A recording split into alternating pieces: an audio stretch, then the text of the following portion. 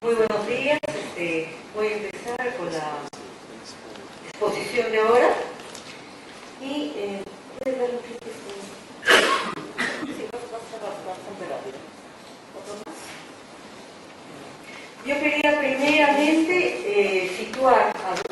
empezar situando qué pasa con la medicina tradicional a nivel legal, ¿no? A nivel mundial, primeramente.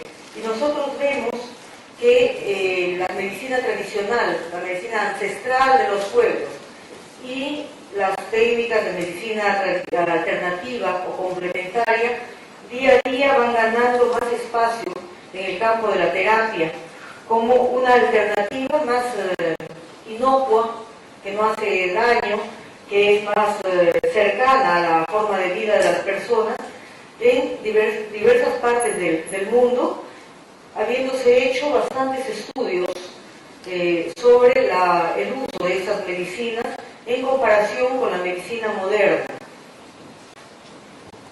Sin embargo, al mismo tiempo, eso se acompaña con una tendencia a la vida más natural, a estilos de vida más saludables, a uso de medicamentos vegetales que causan menos problemas en la salud, menos complicaciones, y un interés a nivel mundial sobre la preservación del medio ambiente. Entonces vemos muchos movimientos ecológicos, mucha necesidad de volver a las formas saludables de vida y a medicinas naturales que contrarrestan un poco toda la tendencia esta globalizada al uso de mayor tecnología y a la polución.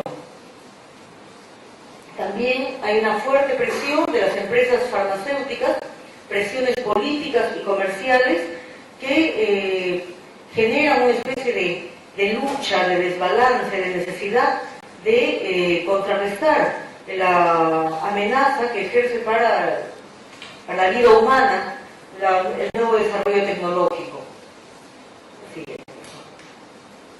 Dentro de esto, la legalidad de todo lo que es medicina tradicional, incluyendo el uso de la ayahuasca, ¿no?, encuentra dos vertientes, dos campos de acción.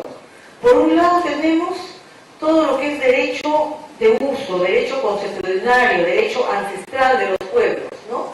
Lo que sale espontáneamente, todo esto que es legal, porque es la forma en que se están haciendo las cosas desde hace muchas generaciones.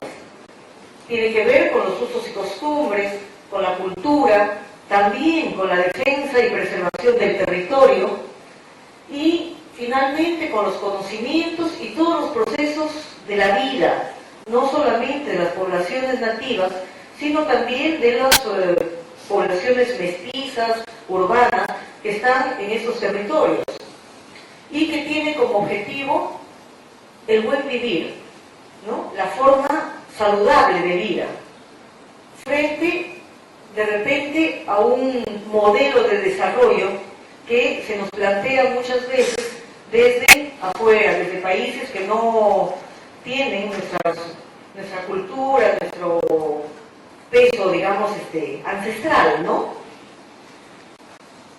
Por otro lado, en nuestros mismos países tenemos también lo que corresponde al Estado moderno, ¿no?, que diríamos todas las leyes y normas, como, nosotros en todos los países se rigen principalmente por su constitución política, que es el conjunto de normas que le dan el peso al Estado y que rige todos los estamentos de la organización social, ¿no?, regida por el gobierno, las normas internacionales a través de todos los convenios que firman los países, y todas esas políticas de Estado, leyes y normas en todos sus niveles de aplicación, que finalmente tienden a ver las relaciones dentro de las diferentes partes de la sociedad y la gobernabilidad por el Estado para evitar la anarquía, y que, digamos, su horizonte es más que nada el orden y la convivencia, no tanto el bienestar del individuo como individuo en sí, sino del orden social.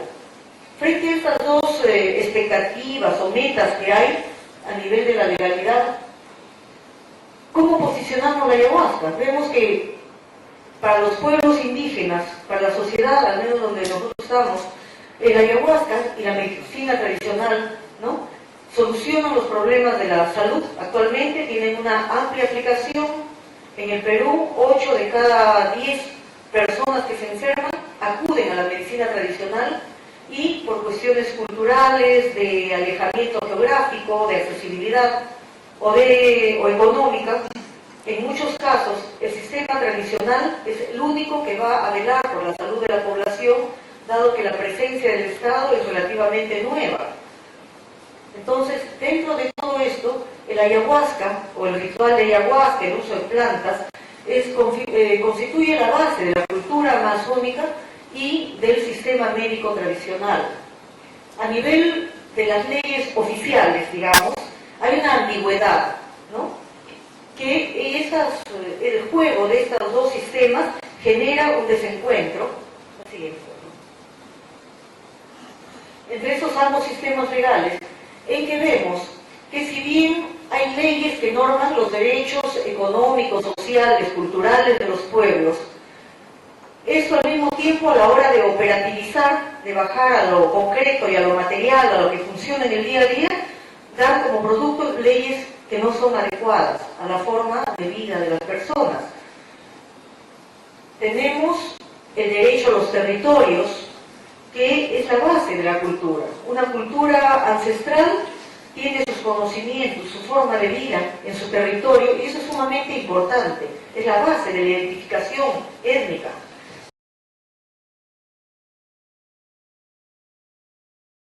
Petroleras, mineras, ¿no? Por ocupar esos territorios, procesos de inmigración, inclusive de urbanización no planificada, que desconocen que esos sean terrenos ocupados. En el Perú, hace mucho tiempo, un presidente importante que hizo mucha obra, al mismo tiempo incentivó la migración de las personas de la costa y de las grandes ciudades a la Amazonía, diciendo que había muchas tierras disponibles y despobladas. Y no son tierras despobladas, son tierras de tribus, de poblaciones étnicas, solamente que tienen una forma de vida diferente, que no construyen rascacielos, casas grandes, sí, y que tienen un sistema migratorio de vida. Entonces aparentemente no vive nadie. Todavía tenemos tribus no contactadas, sobre todo en la frontera con Brasil, y siempre esos territorios no poblados son la mira, están en la mira para hacer los grandes megaproyectos. Ahora nuestro país tiene varios megaproyectos justamente con Brasil, con Odebrecht, ¿no? Para hacer grandes represas en tierras indígenas para energía eléctrica, para energía, y la carretera transnacional que hace que cambie totalmente el territorio. Y como dicen algunos curanderos, cuando entra la carretera, con el ruido de los carros, los animales se asustan, y detrás de los animales van las plantas, y después de las plantas tienen que ir los curanderos. Pero ¿a dónde van? ¿A dónde se van a refugiar si cuando entran lo más profundo de la Amazonía ya no hay tampoco poblaciones? Entonces está habiendo un proceso de urbanización de todo lo que son médicos tradicionales, que vienen a la ciudad porque si no tienen que ir a donde no va a haber pacientes.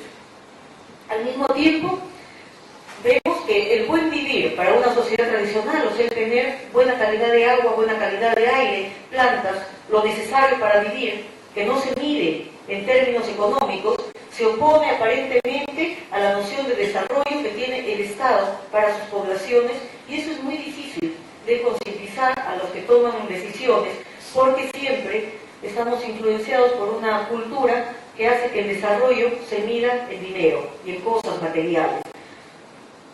El bien colectivo versus el bien individual, ¿no?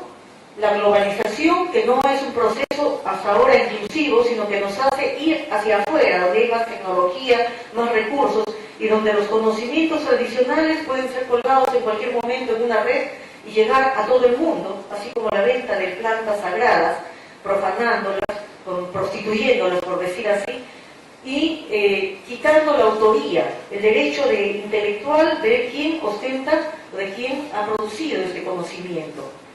Hay una pérdida entonces acelerada de conocimientos tradicionales, un no reconocimiento de esos conocimientos tradicionales, salvo lo que compete a la parte material. Ahora sí, el gobierno se está preocupando en la biopiratería, en poner patentes, bastante tarde porque ya firmó los TLCs, pero recién se está empezando a hacer investigación para proteger los recursos tradicionales, pero se olvidan de proteger a los curanderos, y justamente ayer Walter, que está por acá, habló de este asesinato de curanderos que está teniendo lugar en la zona donde vivo o cerca, en Yurimaguas, ¿no? Una persecución casi de la Edad Media, ¿no? Llevada a cabo por algunos grupos fundamentalistas religiosos, aparentemente, que han formado un escuadrón de la muerte para eliminar brujos, idolatrías y curanderos entre ellos, ¿no? Son 14 muertos sin que la policía hasta ahora se movilice con mucho interés. Si hubiera sido un congresista o alguien importante, entre comillas, ya estarían capturados los asesinos, sobre todo porque tienen ya los nombres. Entonces, el uso de la medicina tradicional tampoco tiene un estatuto claro por el hecho de que es una metodología de transmisión oral y que siempre se ha mantenido como un sistema paralelo al sistema oficial. Allá. A nivel internacional vemos que hay dispositivos en relación a los conocimientos tradicionales, ¿no? Como estos que he mencionado ahí, de los cuales, bueno, son los más importantes, ¿no? Que básicamente apuntan a los derechos económicos, sociales y culturales de los pueblos indígenas, e inclusive la Organización Mundial de la Salud, a partir del año 78, ha empezado a hacer varias reuniones en que resaltaba el uso de la medicina tradicional en nuestros pueblos y donde había estrategias para el uso y adecuación de la medicina tradicional, claro que siempre desde una visión occidental en el cual se ponen parámetros de investigación de medicina tradicional que no corresponden a la forma, al cuerpo de la medicina tradicional en sí. O sea, es una aproximación desde el otro lado, pero no una aproximación dialogante con inclusión, porque para que haya inclusión tiene que haber equidad. Y el sistema tradicional hasta ahora está subordinado al sistema oficial que cree que sabe todo y que no ve la necesidad de aprender del otro porque le falta bastante humildad también. Entonces, dentro de esto, la siguiente, de rescate de pueblos indígenas y todo esto, vemos también que el uso de plantas psicotrópicas, es decir, plantas sagradas, en nuestras tradiciones, y no solamente para Latinoamérica, sino para todo el mundo, está regida por esta Convención de Viena, que se firmó en el año 61 y en el 71, 10 años después, mediante el cual la DMT, la dimetiltriptamina y toda planta que contenga dimetiltriptamina y la coca están clasificados como droga sin diferenciar entre lo que es el alcaloide y lo que es la planta.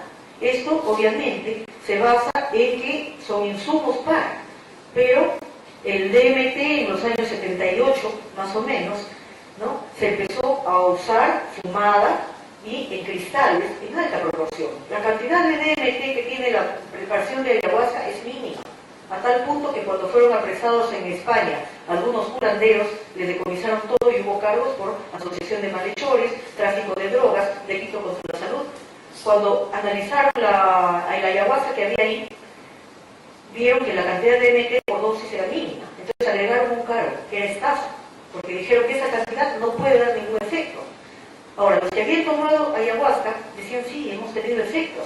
Y dijeron, sugestión, ¿no? Entonces vemos cómo todo encaja, ¿no? En esta forma de pensar que ya ha hecho un prejuicio antes y que ya ha criminalizado, ¿no? Este tipo de medicina en un proceso que no es nuevo, porque las plantas sagradas, empezando por el tabaco, cuando salen de su contexto ritual de uso, de su contexto habitual, y van a otro espacio, casi siempre el uso se ha tergiversado y se pasa de ser planta sagrada, planta medicinal, a ser veneno, como ha pasado con la coca, como ha pasado con el tabaco, y como, si no nos preocupamos y hacemos las medidas de protección necesarias, puede pasar con el ayahuasca y con todas las otras plantas que utilizamos habitualmente. Vemos que en los diferentes países hay diferentes estatutos legales. Obviamente Perú, y creo que en muchos países, excepto Bolivia, que acaba de renunciar a la Convención de Viena, hemos firmado este convenio que impide el tráfico, ¿no? En algunos países las normas son más rígidas. Dices anglosajones, cuando algo no está prohibido explícitamente, es que está permitido. En otros países, especialmente Francia, que son bastante rígidos, Cuando algo no está permitido legalmente, quiere decir que está prohibido. Es una cuestión de visión. Entonces vemos que el uso de ayahuasca en Francia y España está prohibido, ¿no? Está sujeto de cárcel. Y en Holanda, Brasil y Estados Unidos se ha aprobado el uso, pero dentro de un contexto de iglesia, de un contexto religioso, sin, digamos, reconocer el uso terapéutico que pueden tener estos recursos, ¿no? En Argentina y Chile hay una prohibición de entrada, no se puede llevar en el equipaje ayahuasca, y se ha llevado a cabo, como hemos visto también, acciones policiales que parecerían concertadas en diferentes espacios, ¿no? Siempre la irrupción policial en el momento de la sesión de ayahuasca, el examen médico de los participantes, y cuando encuentran taquicardia, que creo que si estuviéramos tomando desayuno y no hay ayahuasca y entraran 50 policías, tendríamos taquicardia igual, ¿no? Pero todo esto apunta a una especie de prohibición que no es casual, porque precisamente la Junta Internacional de Control de Estupefacientes, creo que se llama el JIFE, en junio de este año se ha reunido desde la ONU y ha recomendado a los países cuidar, vigilar, evitar el tráfico de las plantas psicotrópicas que se usan en medicina tradicional, mencionando el ayahuasca, el peyote, la iboga, el cat, entre otras. Y la justificación es que causan efectos adversos, como náuseas, vómito, que son fenómenos de autorregulación, debilidad, envenenamiento y flashbacks, con serias consecuencias en el bienestar de las personas. Eso es lo que dicen, ¿no? La siguiente, por favor. Dentro de los dispositivos legales que hay en el Perú, tenemos también un avance progresivo en cuanto a las políticas, a las leyes. Tenemos muy buenas leyes, la aplicación ya es otra cosa, ¿no? Tenemos que hay un Instituto de Medicina Tradicional, hay programas nacionales de medicina complementaria, ¿no? Y cuando entró el presidente Toledo en el 2001, hubo la declaración de Machu Picchu en que reconocía que los pueblos indígenas y todo poblador tenía derecho a recibir atención de salud según su cultura y según su idioma y según sus normas, lo que parecía abrir el campo a la medicina intercultural o transcultural, cosa que no se dio después de la parte operativa, porque hay un aparato estatal y de salud muy rígido, por decirlo así, es un aparato muy pesado para movilizar y implica un trabajo a largo plazo, sobre todo para abrir la mente de los funcionarios y de los profesionales, y no hay la ligación necesaria con las universidades. Las universidades no hacen egresar profesionales con visión intercultural. Entonces, yo cuando salí no sabía quechua, nada, ¿no? Estaba preparada para ir a una beca a Estados Unidos, sí, pero para ir a trabajar a mi país, al interior, donde se habla quechua, yo no estaba preparada, ¿no? Entonces, hay grandes diferencias, ¿no?, en la formación y en la calidad de los profesionales que salen. Yo creo que el médico peruano sale bueno, pero no adecuado para ir a poblaciones muy pobres donde la cultura es diferente a la cultura dominante del mundo. Se ha firmado un TLC en el 2009 y la visión de la Política Nacional de Salud para este decenio que termina en el 2012 dice integrar los aportes de la medicina tradicional e incluye aportes presupuestarios. Sin embargo, lo único que se ha hecho hasta ahora es una ley de adecuación del parto para el parto vertical y hacer algunos cursos aislados para tratar de aproximarse a las poblaciones, pero lo curioso es que aproximarse a las poblaciones no contactadas, que son los que no quieren contactarse, y los que están contactados se siguen un poco relegados, ¿no? Las universidades no conocen sobre medicina tradicional, excepto cursos aislados en el posgrado. El Colegio Médico tiene una comisión de medicina tradicional alternativa y complementaria que está empezando a aproximarse un poquito a los curanderos. Sin embargo, ahora hay un Congreso Mundial de Medicina Tradicional, Alternativa y Complementaria, y está invitado un ruso que va a hablar de medicina cuántica, un norteamericano que va a hablar de no sé qué, y un peso muy grande de la medicina complementaria e internacional, ya. Y pocos recursos para los locales, porque a mí me pidieron recomendar un curandero y cuando pedí su pasaje y su alojamiento, me dijeron que no tenían dinero. Pero me preguntaron por la dirección de Vía Labate porque le querían invitar y no sabían si pagar su pasaje de Alemania o de Brasil. Entonces, un pasaje local cuesta, pues, no sé, $120. Y un pasaje internacional cuesta 10 veces más. Entonces, ¿cuál es el interés en el país de relevar un poco nuestra medicina tradicional cuando se prefiere muchas veces que sean personas de afuera con mucho respeto, con mucho conocimiento, pero si no tienen medios, lo mínimo que pueden hacer es traer un par de curanderos para que les expliquen cómo es este sistema?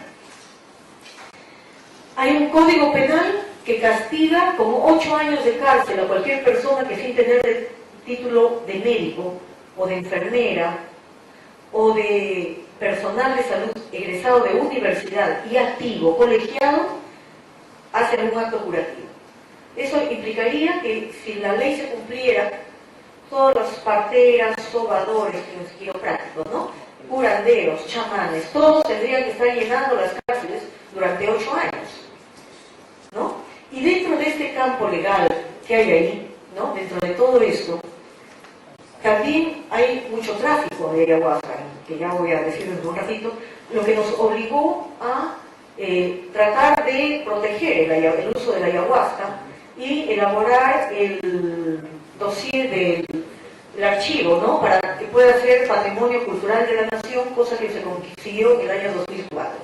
Entonces, el ayahuasca en mi país tiene un estatuto de protección, de reconocimiento en vista a sus aportes a la salud, al conocimiento, a la cultura, a la protección de las lenguas, porque hay muchos ícaros que están en lenguas ya extinguidas por proceso de extinción, y porque es una forma de transmisión del conocimiento, y también por la parte cultural. Pero lo curioso es que eso está legalizado a nivel cultural, y explícitamente. Y por supuesto que nosotros trabajamos con ayahuasca, nadie nos fastidia, inclusive nos reconoce, pero no hay nada escrito sobre eso, porque obviamente el tratamiento con ayahuasca es muy difícil de ponerlo dentro de un dispositivo de salud nacional, ¿no? Ante todo esto, también hay un anteproyecto de ley de protección de la medicina tradicional que se ha aprobado en el Congreso en el año 2009, que falta normar, falta revisar, pero que tiene una grave amenaza al mismo tiempo, con mucha buena voluntad, pero tiene una amenaza, que es que obliga al Ministerio de Salud a abrir un registro de curanderos. Todos los curanderos van a tener que inscribirse en un libro grande, con su nombre, todas sus coordenadas y todo lo que hacen, para que el Ministerio norme y vigile cómo trabajan.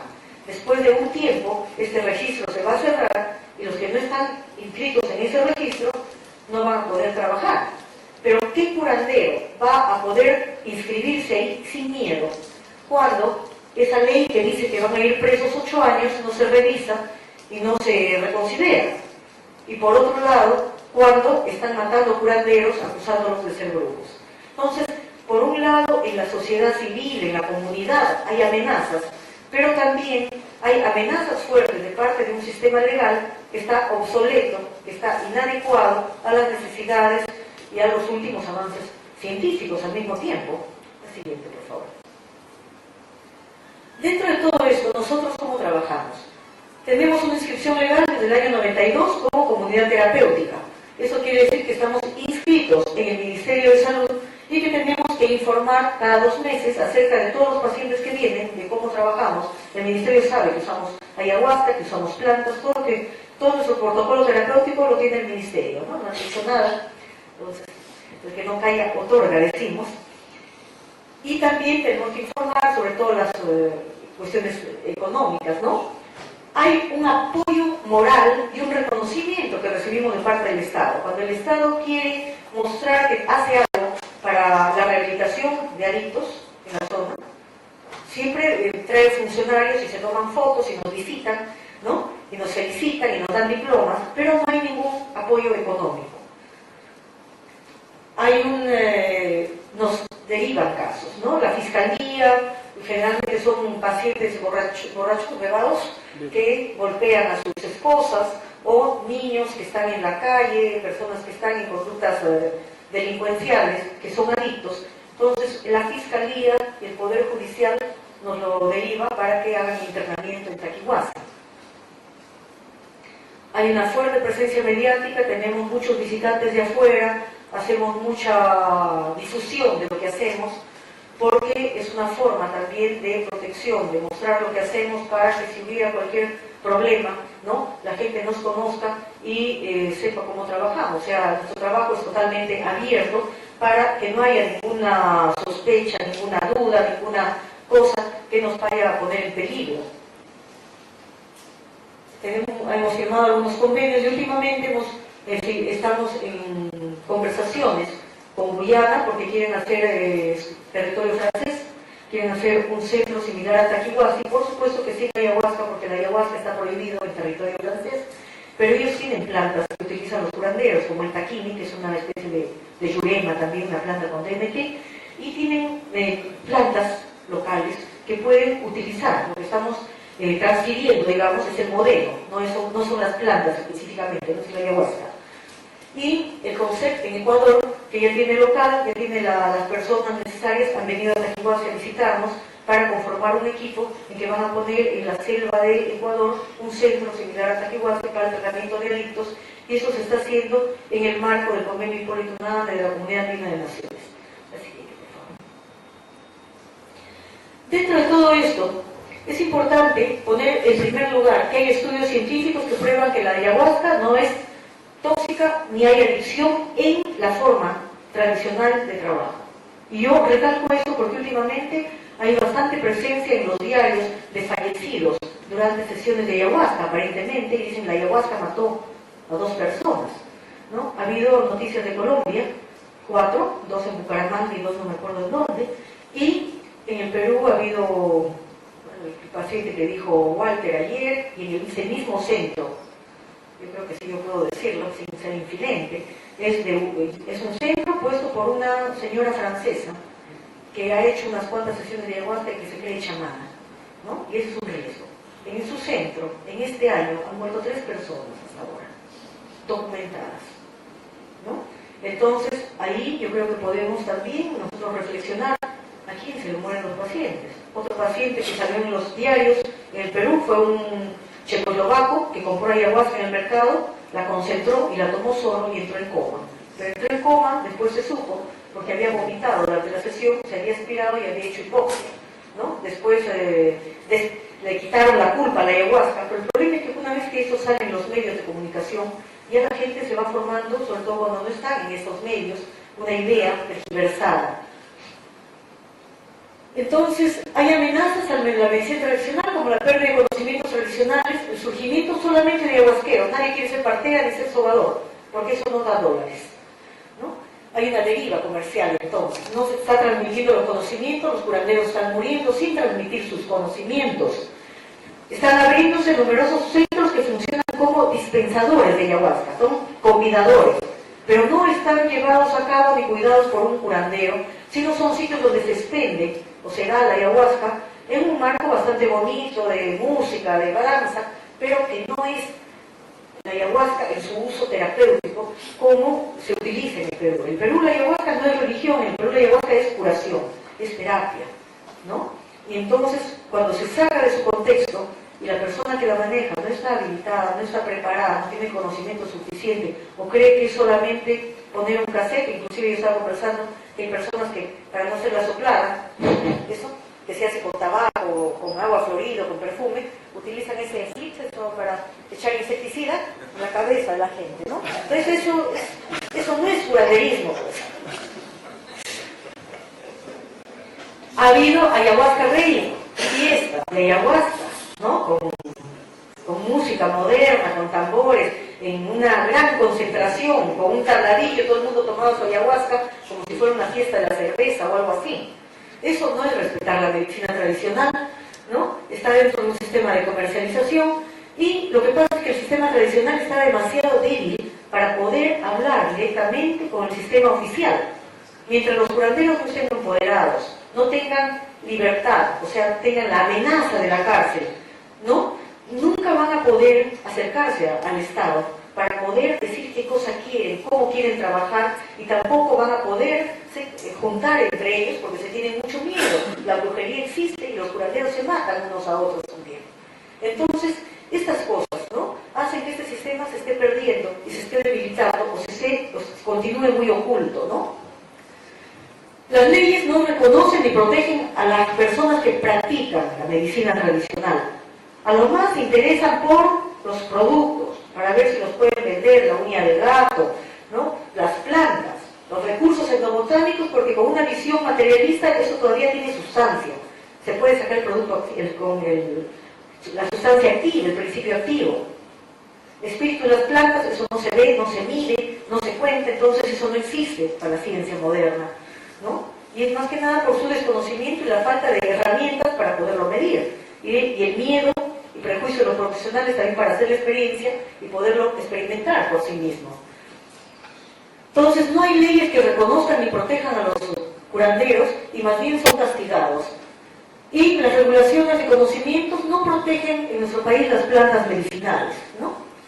Ante esto, unas cosas interesantes que están pasando en Latinoamérica es el Código de Ética de la UMILLAC, que son los curanderos que se reunieron en Colombia para ver que su medicina tradicional se estaba perdiendo, y entre los viejitos se pusieron de acuerdo para ver quiénes pueden ser curanderos y quiénes no. Y eso parte del hecho de que el reconocimiento de los curanderos solamente puede ser hecho por sus poblaciones, por sus costumbres, por los propios pacientes. Porque uno de afuera no puede decir quién es bueno y quién es malo. El que experimentó la curación sí puede decir a mí me curó o no me curó. También ahí en Pasto, en Nariño, van 3 años que se hacen reuniones llevadas a cabo por la gobernación, que es una fiesta de toda la población de Nariño, ¿no? En que se reúnen las culturas andinas y que la gobernación pone carros a disposición para asistir a los rituales. Hay rituales curativos de día, charlas, conferencias científicas, encuentros entre indígenas, entre curanderos, y en las noches sesiones simultáneas de yagé, o sea, ayahuasca, de huachuma, o sea, San Pedro, temazcales, ¿no? Y también peyote, ¿no? Sustancias psicoactivas prohibidas, entre comillas, pero que son tradición, plantas sagradas, curativas en nuestros pueblos, y que con esta iniciativa del gobernador de Nariño desde el Estado, vemos cómo es cuando el Estado se compromete en el rescate cultural, cómo poco a poco esos espacios se van afianzando, la población se va enterando, porque el primer año hubo bastante resistencia de la población, decía, vamos a ser invadida por los brujos, ¿no? Y este último año la población se dio cuenta que hay turismo, que hay danza, que hay teatro, que la cultura se va afirmando, fortaleciendo, así como el sistema de medicina tradicional. La siguiente, por favor. Sí, no pasó. No pasó. No pasa nada. Ah, no pasa nada. No sé qué pasa. Bueno.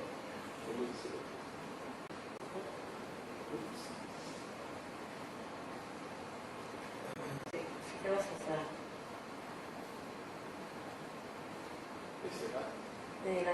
La anterior si se puede. No, la más arriba. Ah, no, ya está. Sí, ahí está. Ya. Bueno, sí, ya. Esa era la despedida entonces.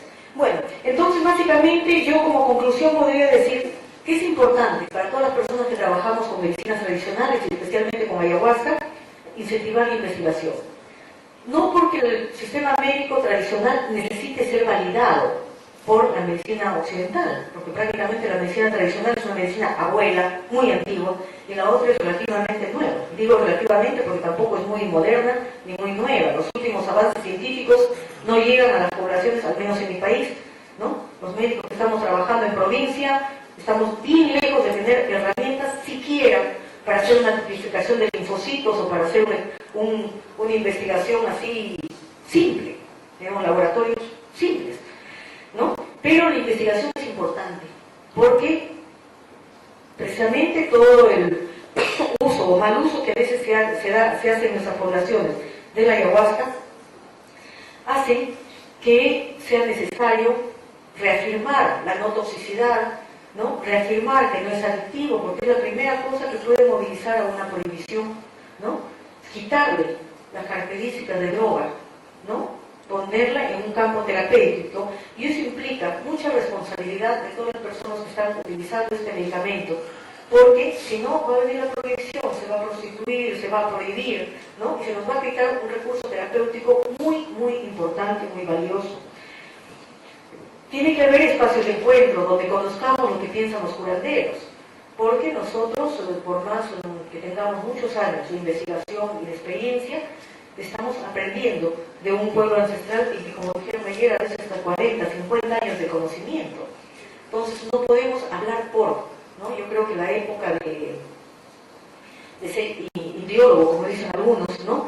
Estudiosos de las culturas indígenas, ya ha pasado. Ahora hay que tratar de que ellos se empoderen, de que puedan conversar con nosotros de igual a igual, ¿no? Ponernos un poco con el orgullo de costado y tratar de aprender de ellos, de su forma de vida, de lo que ellos nos pueden enseñar, ¿no? Dentro de todo esto es sumamente importante la cuestión ética, ¿no? ¿Cómo utilizamos la ayahuasca? ¿No? Nos hemos cansado de que gente que está poniendo centros, como esta señora que dije hace un momento, ¿no? De un momento a otro, si es un varón, vengan chicas que nos digan el curandero nos hizo una enseñanza cuerpo a cuerpo y tengo miedo de estar embarazada, ¿no? Entonces, hay ese tipo de cosas, ¿no? Problemas sexuales, problemas de abuso a nivel de económico, engaño, ¿no? Entonces, hay charlatanería.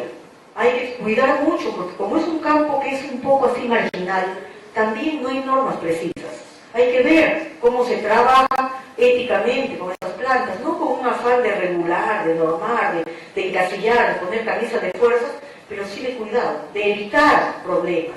De que si viene, no hay ningún muerto con antidepresivos y ayahuasca. Teóricamente es posible que pudiera haber un muerto porque ambos suben la serotonina, puede haber un shock.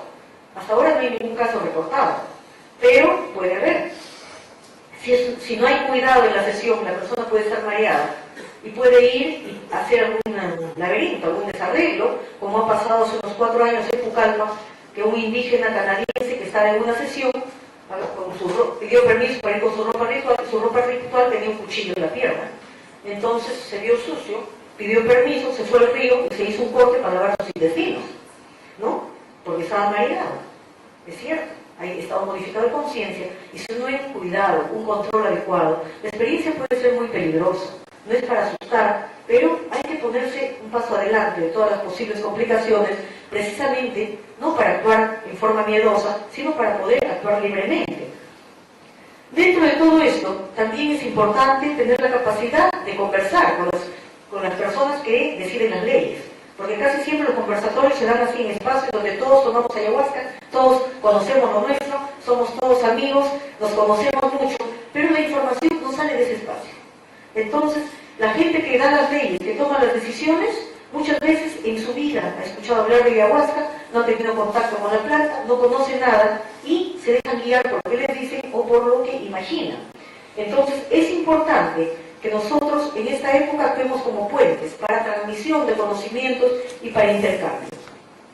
Y dentro de todo esto, y para terminar, lo que está de fondo no es la discusión del uso o no uso de la ayahuasca, sino yo creo que de la necesidad de un cambio de enfoque en lo que es la curación. De ver que para curar no hay una medicina que sea mejor que la otra, que todas las medicinas, si es que curan, sirven. Y que lo mejor es el enriquecimiento mutuo, articular el sistema tradicional y la medicina moderna, ¿no? Como siempre, casi siempre pongo el ejemplo del arcoíris. La belleza del arcoíris reside en que tiene diferentes colores, sin mezclar, uno al costado del otro, pero que conforman esa belleza. También nosotros estamos acostumbrados a hablar de barreras culturales. La barrera es un muro que divide. Hablemos más bien de puentes interculturales o transculturales que permitan intercambios de ideas, de recursos, de conocimientos para enriquecer el sistema curativo en el campo de las adicciones y en todos los campos de la salud, con una visión humanista de fondo, integradora, sin prejuicios, pero también caminando con seguridad y responsabilidad hacia la curación de nuestros pacientes. Recién ahí, lo tenemos ahí a nuestro curandero Winston, Tangoa, Chucutay, ¿no? Vamos a ver que la planta nos va a hablar, se nos va a presentar y se va a comunicar, se va a decirnos sus conocimientos, la siguiente por favor, ¿no? Y con nuestros pacientes podremos conseguir eso, ¿no? El cambio de máscara, que pasan de la tristeza a la alegría, ¿no? Del cannabis a la sonrisa, al sol, y cosa que no es nueva tampoco, porque es un poco revivir el viaje, el retorno de Jasón de los infiernos, ¿no? Es como tomar la ayahuasca, ser engullido por la serpiente y después volvemos a nuestra realidad ordinaria, a nuestra casa, para restituirnos y tener una mejor calidad de vida. Entonces yo creo que el proceso de curación, el uso de las medicinas tradicionales, todo esto no es una cosa nueva, ¿no? Es una cosa que nos acompaña a lo largo de toda la historia humana, pero que hay que recordar de vez en cuando y sobre todo tener responsabilidad y cuidado suficiente como para hacer todas estas experiencias en un marco de protección. Muchas gracias.